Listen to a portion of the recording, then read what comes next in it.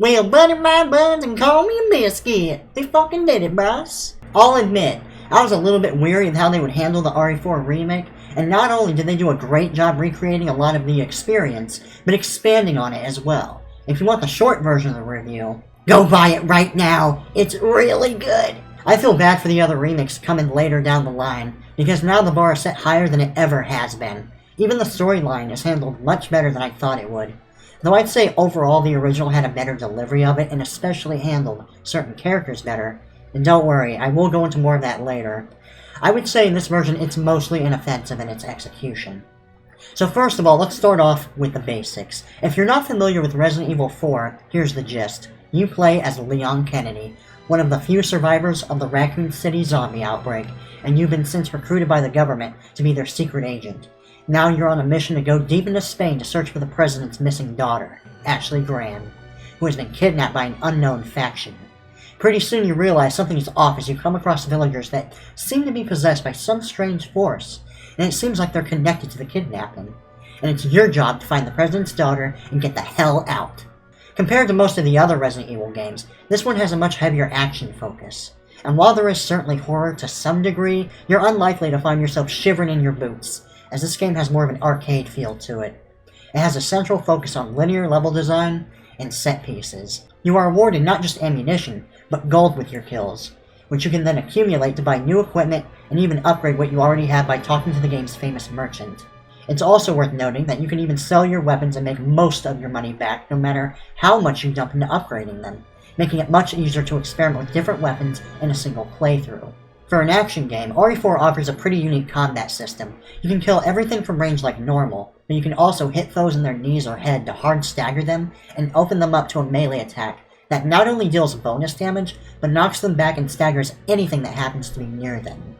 Alongside that, you have the reworked knife mechanic. In the past, all the knife was really used for was opening crates for items, and dealing some extra damage on downed enemies, but here it can also be used as a defensive tool.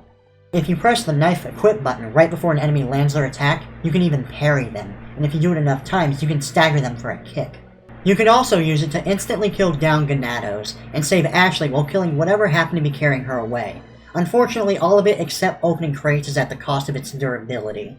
Instead of being stuck with just the one knife throughout the game, now you can pick up several different types of knives that have their own durability limit. Your main knife is the large combat one, which is the only one that can be repaired at a shop. You can upgrade its damage and durability limit if you want to use it more in your playthrough, but it's not something that you should be relying on too much, since constantly keeping it repaired even with the empowered durability can be quite expensive.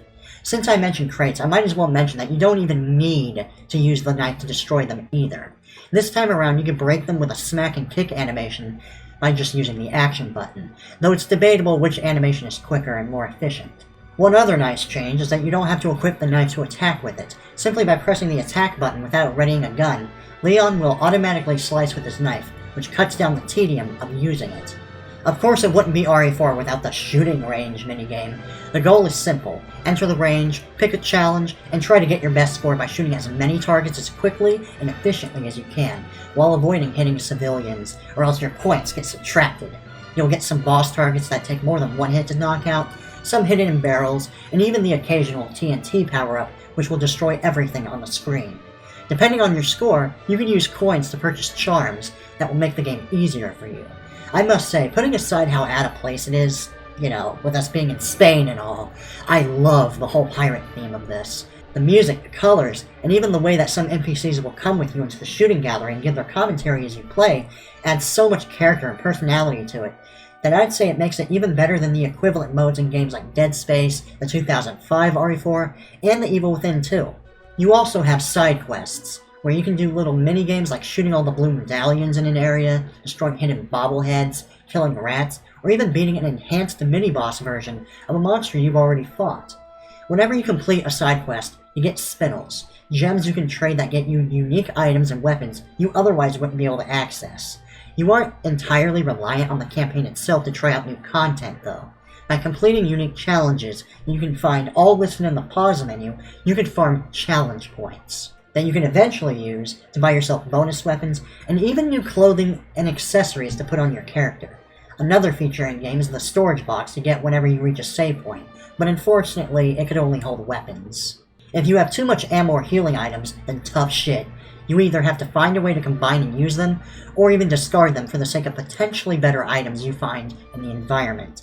On top of that, you have the typical New Game Plus options, which are fantastic in this game with the amount of weapons and upgrades on offer. And finally, you have the addition of Mercenaries mode, which was actually just recently added in as free DLC for the game. If you've been living under a rock, or just don't care about bonus modes in Resident Evil, Mercenaries is a mode where you must hold out against large but finite waves before the timer runs out. You have a few different characters and stages to choose from. Every stage comes with its own set of enemies, and every character has its own strengths and weaknesses and loadout. I'm not really that big into it myself, but if you want to test your mechanics to the limit, it can be a pretty fun ride. Though it does seem easier compared to the Mercenaries mode in the original RE4, and all the stages are areas ripped right out of the campaign. There aren't any unique levels for Mercenaries. Honestly, there currently isn't a ton of variety in it, but I imagine that's something that will be slowly patched more and more into the game over the next few months. Overall, as a game, the remake is fantastic and chock full of content and replay value, particularly in the single-player campaign. It's a fun action shooter, and its melee system offers a break from the way third-person shooters are usually played. The game tries to give you a pretty balanced experience in difficulty. Personally, I played it on hardcore mode, and I recommend that if you're familiar with third-person shooters in general. It's hard enough to put some hair on your chest and really stress your skills, but probably not hard enough to leave you screaming into your pillow at 3 in the morning. There's nothing that really feels all that cheap or unfair. Now, I would like to take some time to compare the remake to the previous version. Just how different is the experience this time around? Most of what I've described is present in the older version of RE4, though this time around it's been given some quality of life changes to make it more appropriate for modern sensibilities. For the most part, it succeeds, albeit with a few bumps along the way. Just as an example, while the upgrading system in this game is pretty great, there's also a weird, pointless inconvenience between the guns and upgrading their capacity. In OG, the game would automatically reload all of your weapons to account for the new ammo capacity, but now you have to manually reload them one at a time. Nothing of value happens during these moments, since when you understand this is how it works, you're just going to be manually reloading them at the save point while you aren't being attacked. Another thing is you have to wait on the death animations between the loot is dropped. Come on, Capcom. FromSoft learned this was a waste of time years ago. Get it together! On the upside, movement has been drastically improved. Before, you basically had tank controls where you could only move forward or backward, but you could use the right stick to turn the camera around, but only in a 180-degree angle. If you wanted to look behind you, for instance, you had to actually turn your character around entirely, because the camera couldn't go behind your character. The fastest way to turn around was to move backwards while holding down the run button, which would result in your character doing a quick 360-degree turn. The control scheme was based primarily on the way that the PS1 Resident Evil games played. Infamously, they even kept a restriction where you couldn't move and shoot at the same time. Nowadays it's a little weird to go back to, but it's really not as awkward as you might believe. The game was pretty slow-paced, and everything was fine-tuned to keep this from feeling unfair. Worst case scenario, you could always rely on your melee attacks too. Once you get over the initial hurdle, it's a pretty easy game to get into, and have everything just kinda click. By contrast, the remake has the more conventional control scheme that you see in a lot of modern third-person shooters. You can move any direction you want, and you have no limits to how you can move the camera. Strangely enough, they kept the quick turn though. I don't ever use it myself, but I suppose it's a nice option if anyone really wants to use it. Sadly, the movement is not exactly as snappy as you would expect. If you don't know what I mean, go back and play something like Dark Souls or even Elden Ring, and you'll see what I mean. When you are facing one direction and want to go in the opposite direction, it's not instant. Instead, your character has to go through a little animation to realistically turn. It can slow you down enough to result in you getting hit, even if you're reacting as fast as possible. I wouldn't say it has a massive negative effect on the gameplay, but I can't help but find it a little strange that a game bent on streamlining the experience so much would make its movement so unnecessarily clunky for modern standards. Anyways, as far as shooting goes, you technically can move and shoot at the same time, but it's at the expense of your accuracy, which I think is a pretty decent way of balancing it out. At default, you basically get the exact same cursor you got from the RE2 remake. But later on, you can buy yourself the classic laser sighting to use on your pistol, which actually makes it much more accurate too. For your inventory, not only can you now bind weapons to shortcuts to easily access without pausing the game constantly, but it even comes with an auto-sort button if you don't want to have to play Tetris in the middle of your shooting bang bang game. Of course, this inclusion begs the question of why they would keep the Tetris inventory system in at all, since I imagine all except the most hardcore players would always use the auto-sort button, but whatever. The side quest system is a lot more fleshed out than it was before. Originally, you only had one moment in the entire game where you were tasked with optionally hunting down blue medallions to unlock special equipment, but here it's been scaled down from 15 to around 5 and spread out to several other areas in the game. All of those extra side quests like hunting down rats, shooting bobbleheads, and killing mini-bosses are all new additions to the side quest system now. I think the only thing that really bothers me about the side quest system is how much the game holds your hand for them. If you simply go to your map, you can see exactly where all the blue medallions are. Sometimes there's a difference in elevation, but I think it takes away from making the player really explore their environment looking for them, or any other side objective. I understand that the designers probably didn't want players to screw around in areas that don't have blue medallions in them at all, but it would have been better to just give players a general idea of where the medallions are, similar to how in the RE1 Remake, the map would highlight areas that weren't 100%ed. To be clear, this is a problem I have with the older version of RE4 too. There's hardly any point in hiding unique items for us to find, while simultaneously telling us exactly where they are.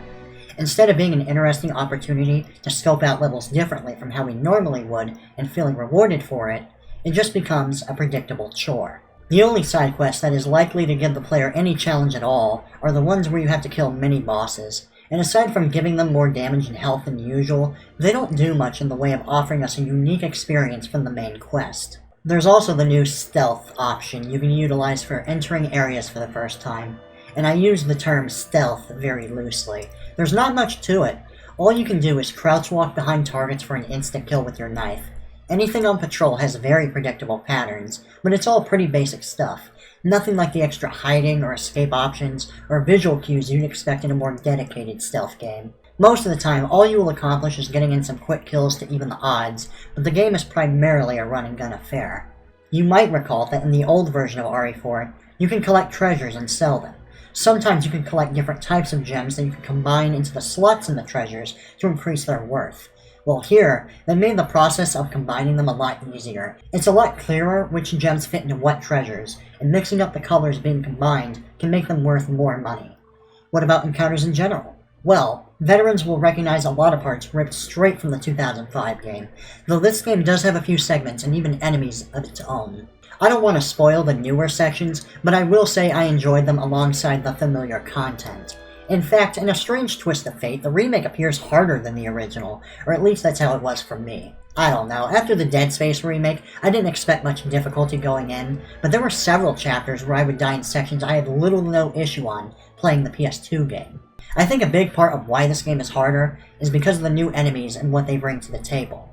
They vary from being completely unique to this game to being just redesigns of existing ones. You might recall that the Chainsaw Guy usually appears multiple times throughout the campaign as a reused asset to act as the occasional insta-kill bullet sponge to make certain sections more difficult, but here, he only appears twice in the village holdout segment.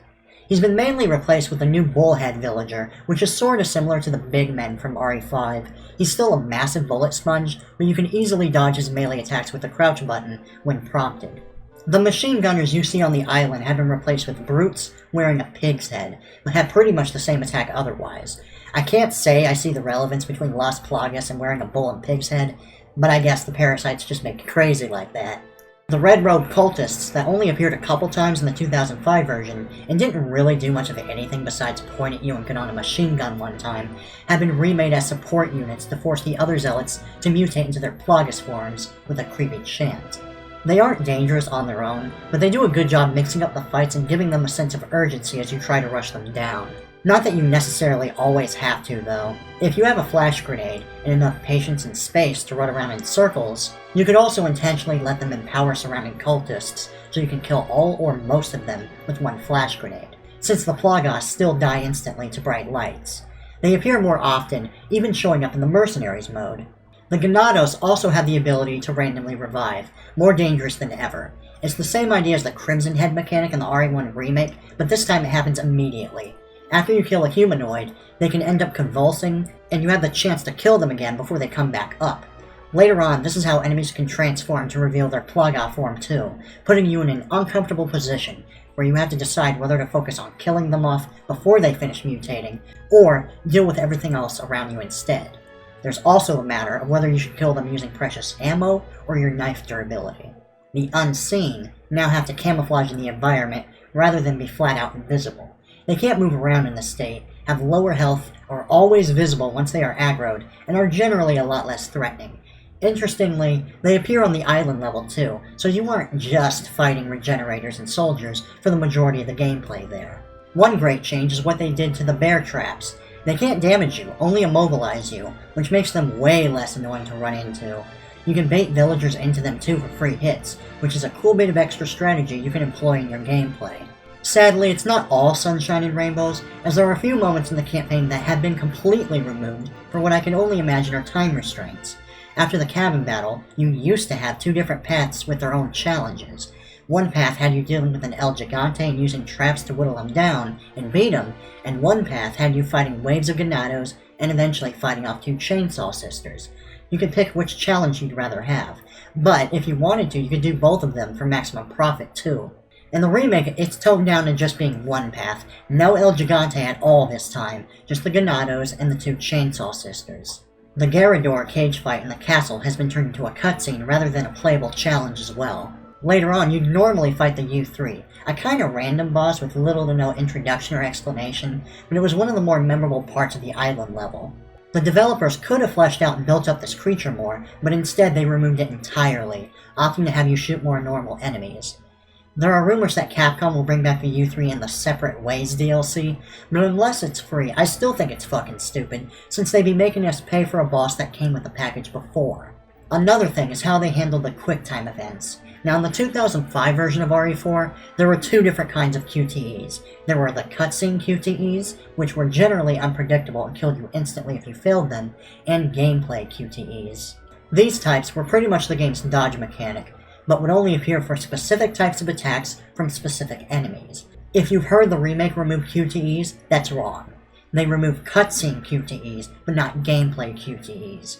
I'm glad they got rid of the cutscene ones, because the gameplay can be intense enough as is, and I appreciate the break in the action, but I think they should have had at least one more variant of a dodge QTE, like how it was in the older version. Here it's always the crouch button, and I think it's a pretty mindless endeavor if you're going to keep it the same button. To be frank, I don't know why they didn't just reuse the dodge from the RE3 remake so it would take a bit more skill to use, but it is what it is, I suppose. For boss fights, I think pretty much all of them are an improvement, at least in terms of mechanical depth and difficulty. I mean, none of them are anything insanely tough, but it feels like they have more going on in general. The Krauser fight in particular is a lot more skill-based since it gets so much out of the parry mechanic, and it's nice that your first encounter with him isn't just a series of instant-kill QuickTime events. The fights themselves are different to varying degrees. A couple of them are more or less the same with a few new moves, and some of them are completely reimagined. The El Gigante have the same attacks, but now you have to shoot their Plaga while they can still move around and attack, and you have to put in more effort to hard stagger them. The Garradors can deal out friendly damage to balance out their powerful moves. Resident Evil has never had the best boss fights in gaming, but I think the ones here are pretty satisfactory. One annoying thing about them that I have to point out though is the dialogue. Look, I love banter between characters as much as the next guy, but if you end up dying on a boss over and over, you have to keep listening to the same dialogue constantly, and it loses its charm and gets repetitive fast.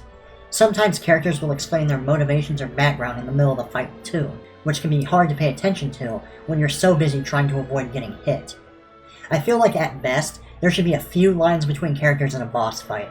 Most of the rest of it should be kept in cutscenes, but here, it's like you're watching a Dragon Ball Z fight with how much characters ramble to each other.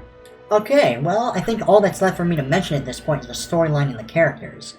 Like I said, it's mostly inoffensive in its delivery. There are some minor differences in character motivations and when villains show up, but otherwise the story beats are the same in many ways. In the PS2 game, RE4 had a little bit of a James Bond feel to it, along with some minor horror elements. It's a classic setup. A secret agent goes into foreign territory to save the day and get the girl. It was goofy, schlocky fun, and it was self-aware of how ridiculous it was. The villains were cartoonish and over the top. It wasn't claiming to be high art, nor did it try to be. It was just a big, fun, dumb story to keep you interested in playing. A lot of the most memorable parts of the campaign came from the dialogue and how characters would play off of each other. Now, before I get into the specifics of how they handle the characters, I want to start with a complaint about how they handle the Ganados. Am I the only one here that thought the introduction to them was just a little bit weaker this time around? I'd like to start with a reminder about how the villagers are supposed to throw off your idea of what an enemy in a Resident Evil game usually is. Obviously, Resident Evil, up until RE4, was known for mindless zombies and mutants. The creatures in this game are supposed to subvert your expectations because of how much more human they appear on the surface. They can speak, operate machinery, use conventional weapons, and even employ tactics against you. The whole point of the Lost Plagas is they can hide in plain sight and slowly infect a population without making it obvious that something is wrong. I mean, in this version, when you get attacked, it comes as a lot less of a surprise because everything about the reveal of the first Ganados might as well have ended with a big fat neon sign wedged up his ass saying, "I'm evil!"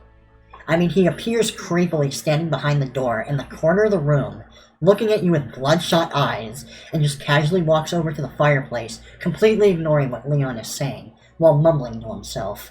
It just comes across as a little over the top.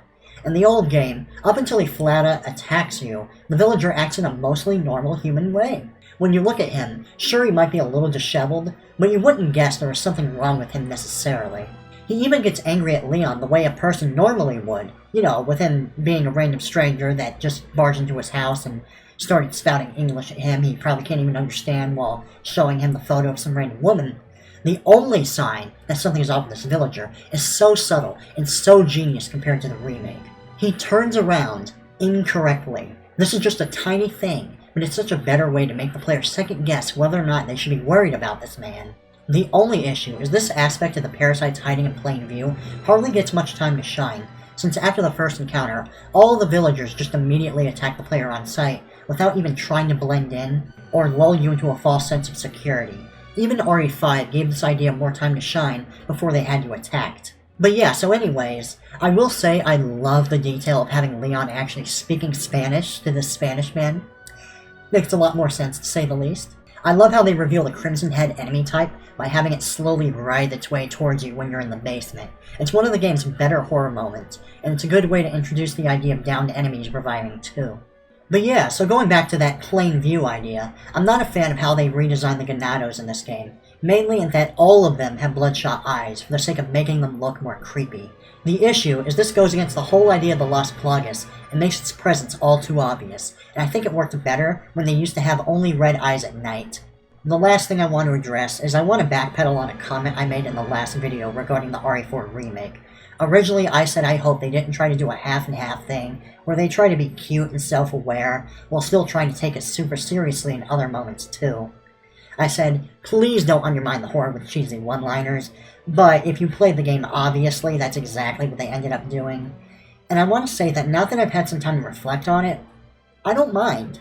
In fact, I'm glad that's what they did. Let me explain. Yes, having one-liners in a horror game can make it harder to take things seriously. Yes, having characters that aren't even scared despite being involved in horrifying situations can make being scared yourself rather difficult, but I would argue that by the nature of RE4 having an action and combat focus, the game was rigged from the start. I don't think it would have mattered even if it was played 100% straight, because as a player you feel so strong anyways, that aside from the basement moment I mentioned earlier and the Ashley segment, the only moment in the game where you feel defenseless and vulnerable, RE4 at its best is a horror game, the same way something like a Doom or Castlevania is a horror game. It's an action game with a horror aesthetic, or action horror. I firmly believe that when you are encouraging players to kill everything, you are immediately undermining the dread in horror. There's a good reason why a lot of the most effective horror games implement stealth mechanics or give you ways to run past monsters without having to kill them. Because at the end of the day, when you blow something's head off with a double-barreled shotgun, you don't feel scared. You feel like a fucking badass. Swallow this. Especially when if you're not doing that, you're performing wrestling moves. Not to mention that by encouraging combat, you are incentivizing the player to think about mastering mechanics. Instead of feeling immersed in the game world, they are wondering how they can overcome video game challenges. Instead of trying to escape monsters in fear, they are trying to understand them and manipulate them, figure out the most efficient way to kill them, or play around with their AI, or planning out which enemies they should prioritize or what strategy they should use to beat an encounter the way they would in any other shooter game.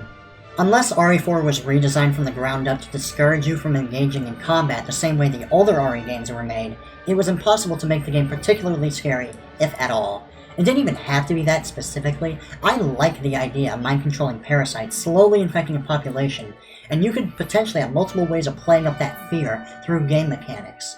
That feeling of unease and uncertainty as you question who you can and can't trust has loads of potential for an effective, immersive horror game.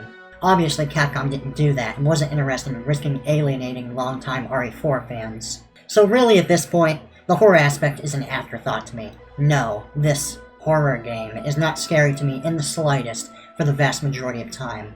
But I'm glad they kept the cheese factor to some degree, because even if it's downplayed, it still adds personality to the game, and frankly makes the story and characters more entertaining to watch. I still would prefer it if they had more balls remaking this game. In a perfect world, the developers would have created something more akin to the experience of the RE2 remake set in the RE4 world, with a focus on non-linear open levels and resource management. But whatever, they played it safe, and it's still fun to play at least. Anyways, moving on to the characters, going by them one by one. First of all, I was apprehensive about the remake Leon, but after this game, he's really grown on me. He might not be the same smart-mouthing, no-fucks-given badass, but he feels more grounded, and if you enjoyed that version of Leon, he still has his moments and even quips some cheeky puns every now and then, so it's not like he plays it completely straight. This time around, he has more of a personal investment in saving Ashley, as he feels guilty about the events of RE2, and sees this as a chance for redemption. I really love how they handle his relationship with Ashley. In general, they both have more screen time together, and they both get opportunities to help each other out as the game progresses. The cute banter, and it all makes it easier for us to get invested in saving Ashley too. Ashley in many ways is a flat-out improvement. I didn't hate Ashley before, but now she feels more fleshed out as a character. Honestly, I have to commend Capcom for how they handled her character. If it was any other developer, I fear they might have overcompensated for her being a damsel in distress, and had her be a smart-ass girl-boss martial artist or some shit that would completely overshadow Leon's character, or even outperform him for the sake of female empowerment. It's so weird seeing a woman in a piece of modern American media actually show weakness and fear for once. Stay away! She is still useful to Leon, and even saves his ass a couple times, and she has an arc where she learns to be more brave and daring compared to when we first meet her, so it's not like she's just this worthless person that relies 100% on Leon to save her all the time. She's just a more likable character all around, and yeah, I'm very happy with her. Hell, they even kept her ballistics. How rude! Lewis is a big improvement too. In retrospect, he didn't really have much screen time before, and he has a lot more to do in the story to help Leon, and even appears in moments where the player would usually be alone. I especially like the part where he and Leon have to work together to save Ashley, and their two conflicting personalities have room to shine and play off of each other. His new design is great, and I think the actor did a great job giving his character more life, and it was a fun performance to watch. The only thing that bothers me is how much Leon distrusts him now. I mean, yeah, it makes sense given Leon's history, but it just feels shitty to watch with how much cooler Lewis is. It's like, Leon! Shut the fuck up and chill! Lewis is a bro! As for Ada, yeah, I didn't really care for her. Her new outfit is cute, but the voice acting is just awful. In fact, it's so bad it's making me want to go back to RE2 Remake just to double check how the last incarnation of her sounded. Because while I wasn't a big fan of it before, at least it had more personality to it. This version of Ada sounds emotionless in every part of her delivery. Apparently, I'm not the only one that thinks it sucks dick, because a lot of fans have come together to collectively shit on the new Ada voice, to the point where the voice actress Lily Gao rage-deleted posts on her Instagram account in response to fan backlash. Conveniently, the only two posts on her Instagram account now is a post about how white people basically need to check their privilege, as if that has anything to do with her acting, and virtue signaling about how wonderful it is to be the first Asian actress to play Ada Wong, as opposed to being the first Asian actress and actually being good at her job. Yep, nothing new here. Another spoiled rich kid that can't handle criticism without trying to victimize herself. As expected, there's already been several articles about how those evil fans supposedly harassed her. But if I had to guess, this harassment is probably just blown out of proportion, as it tends to be in cases like this. People in the entertainment industry have a bad habit of confusing criticism for harassment, so I'm taking allegations like this with a grain of salt. That's about all I can say about that. Chief Mendez is about the same, only this time he spouts generic crazy religious man dialogue. He also wears a fedora. Anyway, moving on. Salazar fucking sucks in this game. Oh my god, I can't even believe how much they ruined him. He is played straight, without any of the goofy mannerisms that made him fun to watch to begin with. In the original, he was an aristocrat and tried to act high class and intellectual, but he was also a bit of a man-child that would rant and throw temper tantrums when things didn't go his way. He mocked and talked shit to the player constantly throughout the game, and was all around a great villain. OG RE4 had plenty of villains playing it straight as is, so it mixed up the villain lineup to have one that was just so over the top, and it made sense for his character that a spoiled rich kid would be that type of "I'm evil and I love it" character. He also doesn't have his iconic hat. It has this stupid hairdo that just makes me think of Jim Sterling dressing up as an aristocrat. And anything that reminds me of Jim Sterling can go fuck itself. The only part where he really shows his personality is in the boss fight. Krauser is whatever. I didn't particularly care for him in the original, and I feel about the same in the remake. He's cool in superficial ways, but he doesn't have the same presence as the other villains. The big difference here is so far, unless the DLC says otherwise, he doesn't seem to have any connection to Wesker. He just joined the Lost Illuminados of his own volition, and now instead of just being a former comrade to Leon, he was his mentor. It makes his interactions slightly more interesting, but other than that, I'm pretty lukewarm about his character. Finally, we have the boss man, Sadler. He's terrible.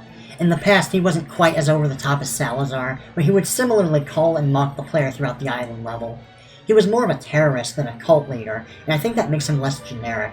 He had grand ambitions about taking over the world, but he wasn't being pretentious about it. He clearly just wanted power. He even seemed to take sadistic pleasure in the dark side of certain situations. Here, he suffers from the same issue as Salazar, where they have him be a more serious character, but he doesn't have any charm or charisma. He's just a stereotypical religious whack job we've seen hundreds of times in 100 other pieces of media, especially in the horror genre. He gets even less screen time now, and we don't even truly see him in person outside the intro cinematic until we reach the island. His boss fight is an improvement in many ways, though it is a shame they didn't keep the gimmick of using cranes to knock him around. Other than that, he just rambles about random bullshit that makes no fucking sense, and doesn't feel much more developed than before.